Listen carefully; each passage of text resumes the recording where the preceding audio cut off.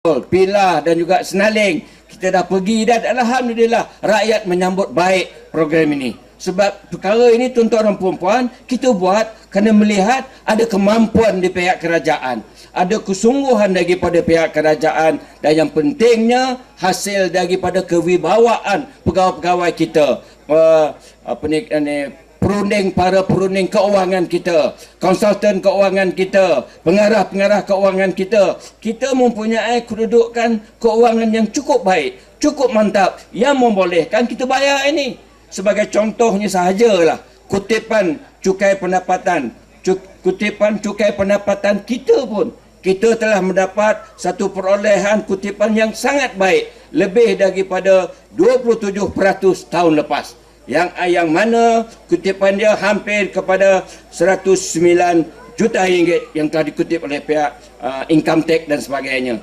Keuntungan-keuntungan ataupun kutipan-kutipan inilah yang dibayarkan kepada rakyat. Begitu juga sumbangan RM100 kepada anak-anak sekolah, tak kira di mana-mana saja. Sekolah Melayu, sekolah Cina, sekolah kebangsaan, sekolah Tamil, anak-anak semuanya mendapat bantuan seperti ini. Saya sebutkan ini kerana inilah kemampuan kita, kerana keadaan keuangan kita teguh.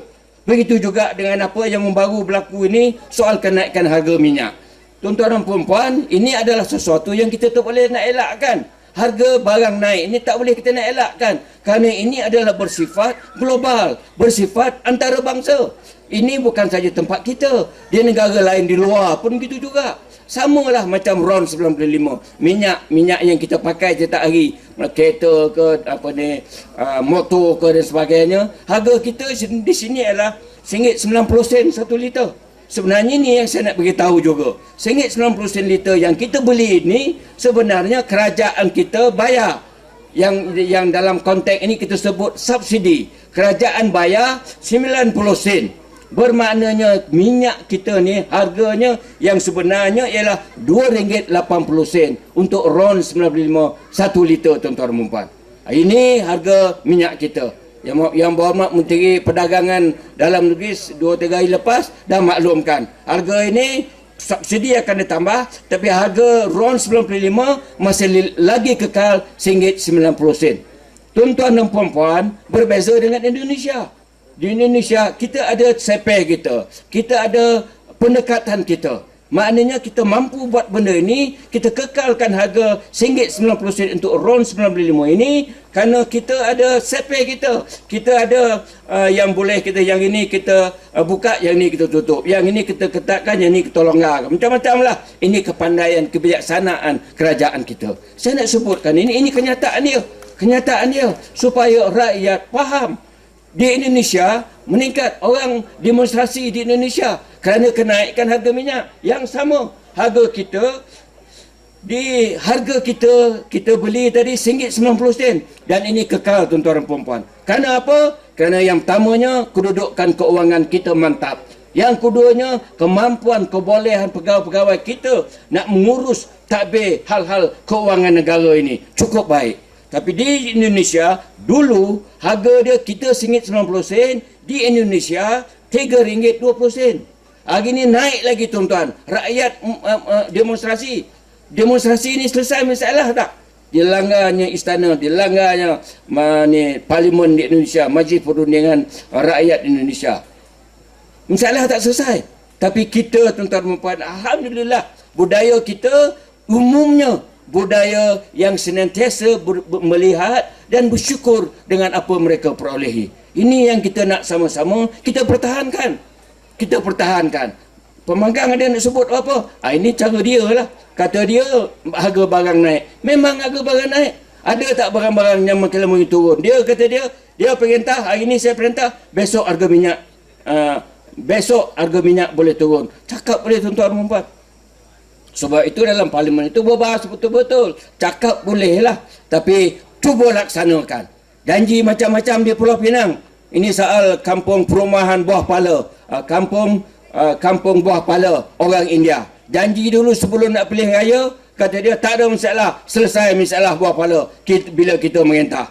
Dah perintah apa jadi, tuan-tuan? Memang kampung Buah Pala hilang, selesai, tuan-tuan. Lembu-lembu orang India pun habis. dah dijualkan tempat lain dan sebagainya. Tak berjaya.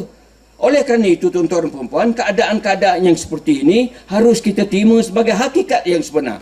Apa hakikat dia yang sebenar? Nak janji boleh tuan-tuan. Kita pun boleh janji apa-apa. Tapi bagi kita cakap, kita buat. Kita janji, kita tunaikan. Janji bajet 2012. Ini yang kita perlu pilih ni.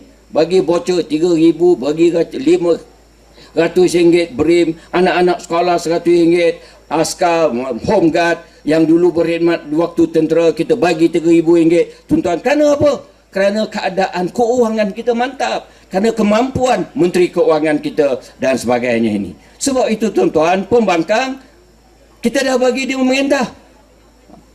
Kerajaan PAS dia memerintah negeri Kelantan selama lebih daripada 20 tahun. Dalam soal pembangunan macam mana?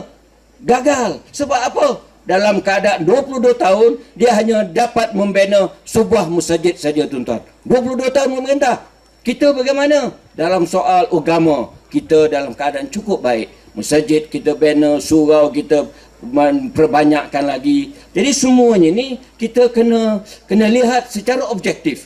Begitu juga soalnya berkenaan dengan masalah air tadi. Di Kelantan sampai hari ini tak selesai lagi tuan-tuan. Kita alhamdulillah Datuk Saman ada di sini. Tanyalah.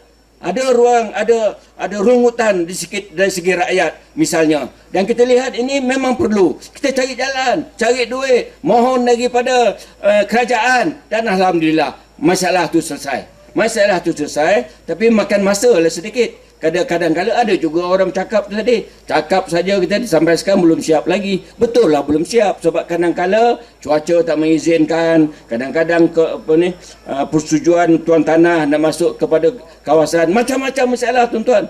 Macam yang Risda dia tahulah berurus dengan rakyat ini tuan-tuan dan puan-puan. Tapi yang pentingnya yang saya nak beritahu, rakyat kita dahulukan. Masalah rakyat kita cari jalan untuk diselesaikan. Cuma saya minta kalau sebenarnya dalam keadaan yang sebenarnya ada sesuatu yang tak dapat kita tunaikan. Kita sabar dulu. Sebab ada ruang keperluannya mungkin lebih di tempat lain. Bukanlah maknanya kita nak tinggalkan, nak pinggirkan. Begitu jugalah kawasan-kawasan kampung orang asli. Soal bekalan air dan sebagainya. Sebahagian besarnya telah pun dapat kita tunaikan. Telah dapat kita laksanakan bekalan air bersih, bekalan air terawat ini. Jadi inilah dia menunjukkan kerajaan kita melihat ini sesuatu yang seharusnya kita bela rakyat di kawasan-kawasan luar bandar. Sebut pasal minyak tadi pun. Dia bercakap soal kenaikan harga barang dan sebagainya. Sebenarnya ramai tak tahu. Harga minyak ruang RM95.90 yang kita beli ini adalah merupakan harga minyak yang terendah dibandingkan negara-negara ASEAN yang lain. Termasuklah Indonesia yang saya sebutkan tadi, RM3.20. Filipina lagi tinggi tuan-tuan dan puan. Ini pun oleh kerana yang pertamanya kedudukan keuangan kita mantap. Pengurusan kita mengurus takbir. Hasil-hasil negara ini baik, kutipan-kutipan hasil bertambah rancak dan sebagainya. Jadi kepada warga Risda saya menyuruh supaya teruskan kerja baik yang kerja cemerlang yang telah kita laksanakan sehinggakan rakyat pada setiap tahun mendapat dividen sebanyak ada setengahnya tu di Kolpilah, di Rembau itu. Ada yang dapat RM3,000 yang mereka tak terfikir yang dia ini dapat sumbangan bayaran dividen sebanyak RM3,000 tuan-tuan dan puan-puan. Menangis dia tuan-tuan. Dan inilah sebenarnya saya nak mengajak kita supaya bersyukur. Bersyukur dengan apa yang kita dapat ini. Dan sekaligus kesyukuran kita ini kita terjemahkan dalam bentuk sokongan kita kepada pimpinan. Baik di peringkat negeri maupun juga di peringkat kebangsaan, di peringkat parlimen dan sebagainya. Alhamdulillah. Sekali lagi saya mengucapkan banyak-banyak terima kasih kerana akhir-akhir ini tuan-tuan, kerja-kerja yang dibuat oleh pembangkang keadaan agak membimbangkan kita juga tuan-tuan dan puan-puan. Hari ini terlalu banyak cerita-cerita di parlimen, cerita-cerita yang berlaku di sekeliling kita, soal sokongan pembangkang kepada perjuangan Yahudi, perjuangan Israel pun dipertikaikan. Semalam kita berdebat begitu hebat sekali dan keadaan ini macam-macam lah. Bila ditekan-tekan dalam keadaan yang sedemikian, kadang-kadang kadang-kadang tak dapat nak menyuruhkan cerita dia yang sebenar. Jadi kadang-kadang ada tuduhan, ada saja jawapan yang nak diberikan. Tapi yang pentingnya, tuan-tuan dan puan-puan, nilailah sendiri. Daripada mana, terutamanya di Kuala Pilah ni, dapat kita nilai balik suara-suara sumbang yang datang ke tempat-tempat kita. Menceritakan kegemilangan. Hari itu Selangor datang ke Sembilanti. Mencerita kecayaan, kecemerlangan memerintah Selangor 3,000. Masalah air di Selangor tak selesai. Dulu nak bagi air percuma, tak dapat. Jadi tuan-tuan, ini semualah buat kata orang janji-janji yang senantiasa ada di bibir mulut pihak pembangkang ini. Jadi membahaya ni tuan-tuan. Mari sama-sama kita lihat. Mari kita sama-sama menyokong usaha-usaha yang kita buat selama kini dalam urusan kita nak membangunkan negara Malaysia ke arah negara maju tahun 2020, rakyat berpendapatan tinggi. InsyaAllah sokongan daripada tuan-tuan, daripada pegawai-pegawai, daripada rakyat, InsyaAllah negara kita ini akan terus menerus berada dalam keadaan maju jaya dan aman senantiasa. Dan keamanan ini pun bukan kita cakap. Dunia bercakap, dunia mengiktiraf bahawa Malaysia adalah negara nombor 19. Kajian yang dibuat oleh Peace Global Index yang dibuat oleh satu organisasi di luar negara letakkan Malaysia nombor 19. Daripada 158 buah negara di dunia, kita nombor 19. Di Asia Tenggara, kita nombor 1 tuan-tuan. Kita aman, kita maju, kita senang. Tengoklah berapa buah kereta di luar ni. Rakyat datang, pegawai-pegawai datang. Jadi semuanya ni tuan-tuan, ini kenyataan dia. Yang tak nampak pembangkang. Pembangkang melihat kelemahan. Penyenaraian Felda disebut dia macam-macam ini tuan-tuan. Semua yang tak betul. Sebab yang Muhammad Datuk Seri Najib dah melihat kejayaan Felda itu dari segi nasional, sesuatu yang membanggakan. Felda menjadi national player, berjaya di peringkat negara kita. Yang Muhammad Datuk Seri Najib nak angkat balik maruah Felda ini kepada kepada global player, kepada peringkat antarabangsa. Sebab itu nak masukkan penyelesaian. Yang untung siapa? Yang untung peneroka, rakyat, tuan-tuan dan puan-puan. Hari itu bising pembangkang macam-macam tuduhan, tomahan yang bukan-bukan. Jadi alhamdulillah, hari ini dah bangkit dah. 7 NGO yang pro kepada Felda penyelesaian ini dah bercakap, teruskan usaha ini. Kerana yang dapat rahmat, nikmat ialah rakyat. Yang kita buat semuanya untuk rakyat, tuan-tuan dan puan-puan. Tapi bagi pembangkang kita dah cakap, ya dah. Jadi inilah kadang-kadang letih kita tuan-tuan. Kita letih nak mendengar tu, tapi tak apalah. Kita teruskanlah kerja kita dengan baik, dengan niat yang cukup ikhlas, dan kita menyerahkan kepada Allah SWT melihat kepada supaya kita semua berada dalam keadaan cukup baik dan sama-sama membantu usaha-usaha yang kita buat selama kini, dan kita mendoakan semoga segala usaha yang kita buat ini diberkati dan dirahmati oleh Allah SWT.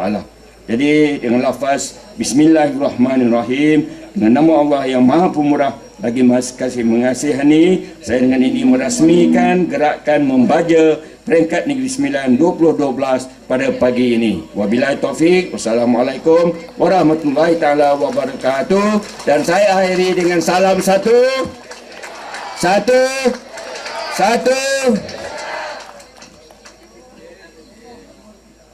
Majlis merakamkan ucapan ribuan terima kasih di atas ucapan dan perasmian yang berhormat Datuk sebentar tadi. Majlis dengan ini